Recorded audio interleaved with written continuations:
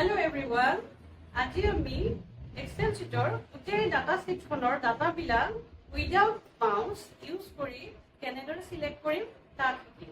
Normally আমাৰ কি হয় যে এনে ডাটাখিনি যদি আমি সিলেক্ট কৰো মাউসেৰে প্ৰেছ কৰি আমি এনেকে সিলেক্ট কৰো, কিন্তু আমাৰ কি হয় যদি গোটেই ডাটাখিনি আমাৰ এটা পেজ নহয় দুই তিনিটা পেজলৈকে ডাটাখিনি কভাৰ হৈ থাকে তাক আমি সিলেক্ট কৰিব মাউসেৰে প্ৰবলেম হয়।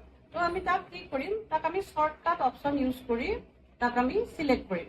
তাৰ বাবে আমি কি কৰিব লাগিব, প্ৰথম সেলটোত আমি ক্লিক কৰিম, কৰি কিবোৰ্ডত গৈ শিফট কন্ট্ৰোল এন প্ৰেছ কৰিম। এতিয়া চোৱা তোমালোকে গোটেই ডাটাখিনি মোৰ সিলেক্ট হল একেবাৰে ফাৰ্ষ্ট সেলৰ পৰা লাষ্ট সেললৈকে। তো এইটো এটা আমাৰ ইজি প্ৰসেস সিলেক্ট কৰাৰ কাৰণে।